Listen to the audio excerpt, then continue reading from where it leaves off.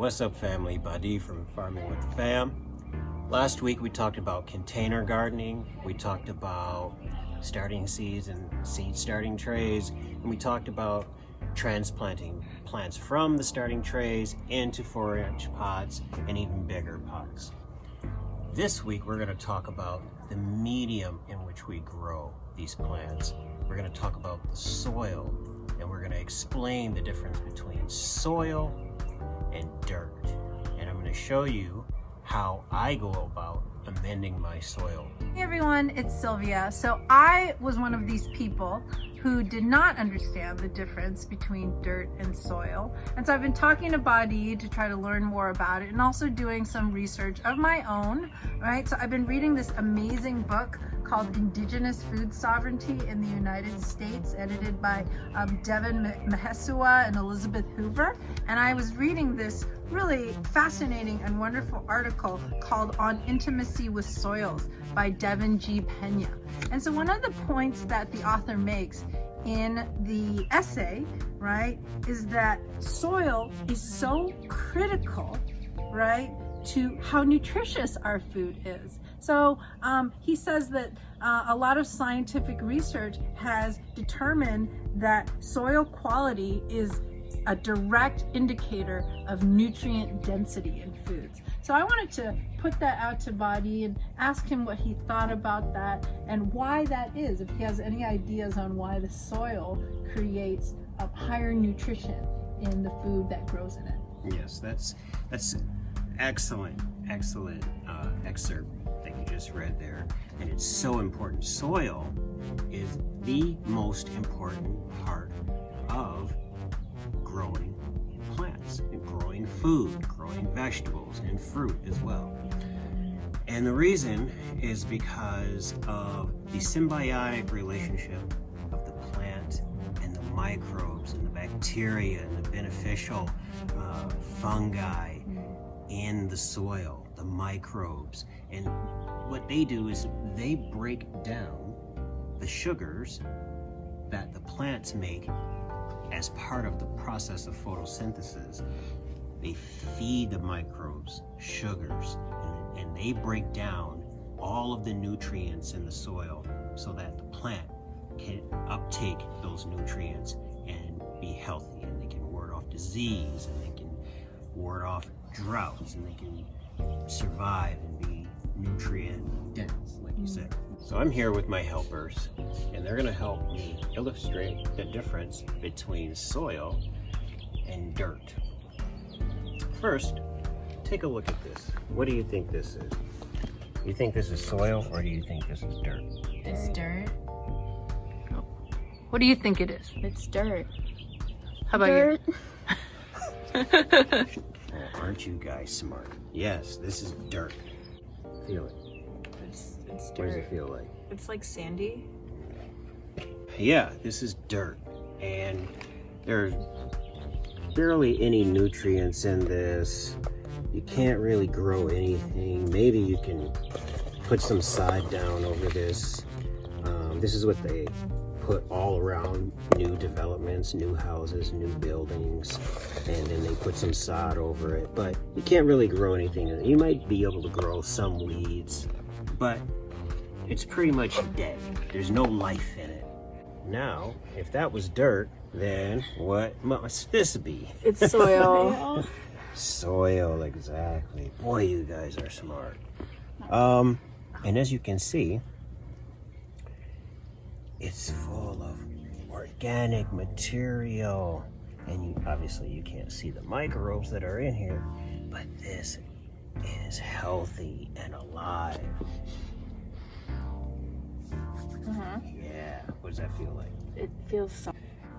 So this is some soil I produced out of some soil that I reuse, some potting soil that I reuse. I used this for my starter trays, and I amend it with worm compost and horse manure. Yeah. And I can show you how I do that in upcoming videos. How about that? Great. You'll hear gardeners talk a lot about something called black gold. black gold is what I use to amend my soil. And the way that I do that is through worm castings. If you look in here, you'll see that I have this looks like soil, but it's actually worm castings. And it's just chock full of worms. Look at all these worms. Look at that, isn't that beautiful? Look at that. So, what I do is I harvest all of these worm castings. You can see I have quite a bit of it here. I harvest that, I separate the worms from it, and I use it in my garden. But let me tell you a little bit about what I feed these worms. I feed them all my vegetable scraps and fruit scraps, with the exception of citrus. Can't put citrus in there, they'll die in a matter of an hour. You can't put onions in there, they don't like onions. You can't put meat in there, but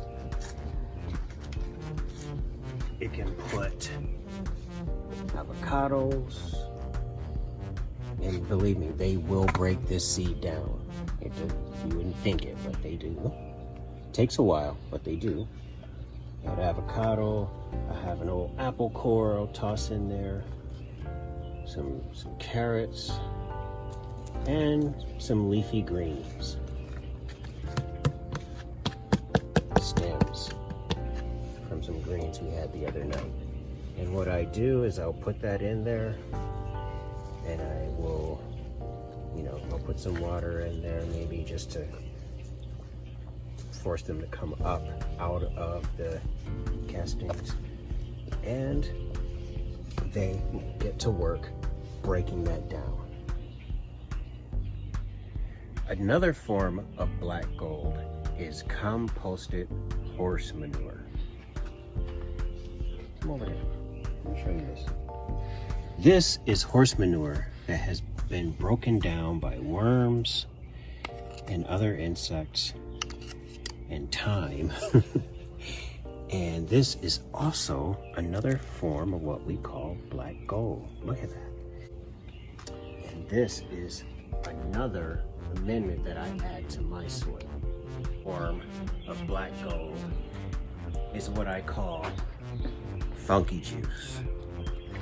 And I call it funky juice not because it smells bad. I call it funky juice because it brings that funk.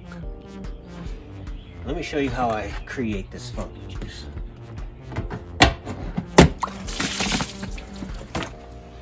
So, as the worms break down all of those vegetable and fruit scraps, there's some runoff. And at the bottom of my worm bin, I get a lot of runoff.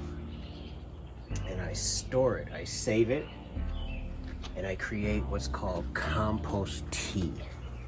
And I feed my plants this compost tea periodically throughout the growing season. And I will show you the results of using this funky juice. And I think you'll agree, it brings that funk.